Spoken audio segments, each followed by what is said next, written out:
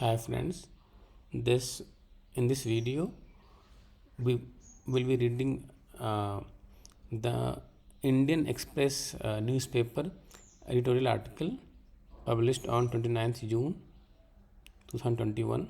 This article talks about the drone and the policies revolving drones. So let's begin. India needs drone detection systems. There is a need for intensifying observation 24 by 7 to track likely places from where drones are launched to attack Indian soil. On the night of June 26-27, reportedly a drone dropped two explosive devices on the Jammu airfield. One exploded near the helicopter parking area and the other exploded 5 minutes later near the air traffic control. Some bystanders were hurt, but no other significant damage was caused. The potential, however, was deadly. It caused some fright and confusion, such as what to protect and how. Invariably, innocents are hurt by such attacks. Is this the new terror weapon? Is this new the terror weapon? Is this the new terror weapon? This audacious attempt has caused a flutter in the defense and security establishments. There were reports of suspected LET involvement, which may point to a possible Pakistan hand. Earlier, many incidents had have been reported of drones from Pakistan dropping munitions, rifle, and other essentials to support terror activities. Attacking inside an Air Force base with drone is certainly an escalation in terms of targeting Indian military assets, capability of achieving moderate accuracy, and capability to launch offensive missions using drones. Pakistan has evolved deniably of involvements of its Pakistan has evolved deniably deniability of involvement of its military establishment in drone-based operations against India. The act could well be an attempt by Pakistan to disturb the political process to bring in stability and peace in the region.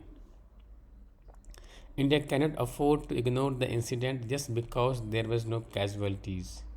It will not be easy to find the point or place from where these were launched. As we have seen in recent clips from Gaza, rockets are launched from trucks and jeeps. They launch and scout. Similar would be the principle of using drone attacks.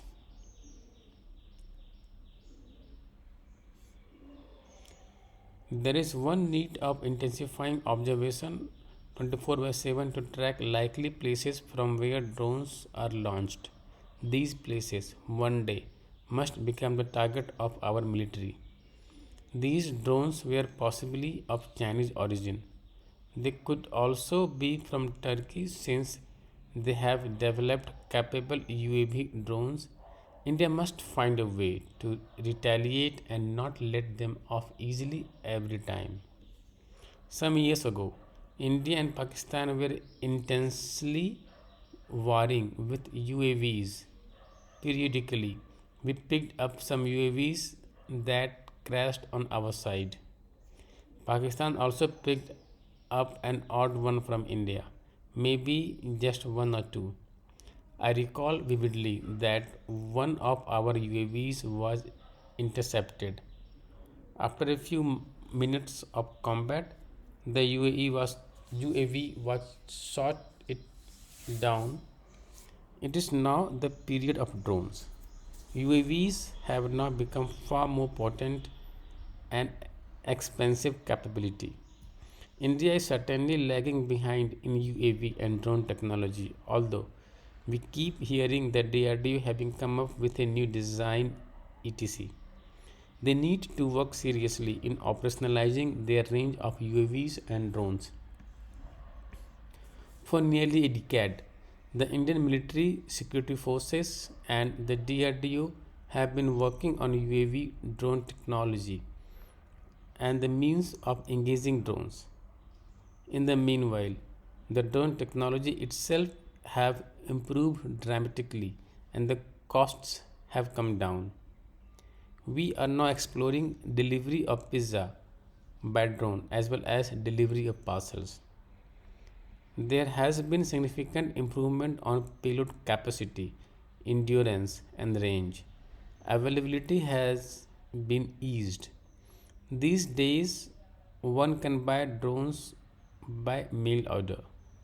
The world over, equipment and methods are being developed to counter drones, and the related laws and regulations on owning and flying drones, including for commercial purposes, are being eased. One can build drones easily from kits or even from Google. For simplicity, the drone is typically a quadcopter having four propellers fitted vertically. These can hover and are highly maneuverable, maneuverable, maneuverable. UAVs, on the other hand, typically have the structure of an aeroplane with wings and fuselage. They do not hover. Additionally, drones are difficult to detect. They are made of composite plastic and fabric and are not easily detectable by radars. Besides, they fly ultra low, below 100 feet. They can be used for reconnaissance observation as well as to carry small payloads, including mail and parcels. Drones can be pre programmed to reach a target area to hover or deliver or be flown by a remote pilot. Winds and weather affect the flight of drones.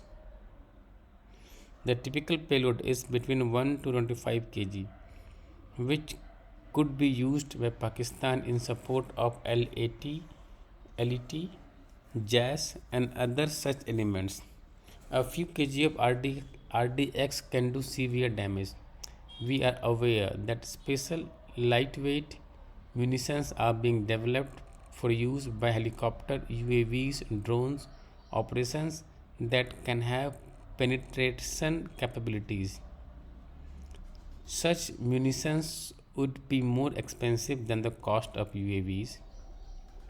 Pakistan would certainly choose cheaper options since harassment would be their main arm.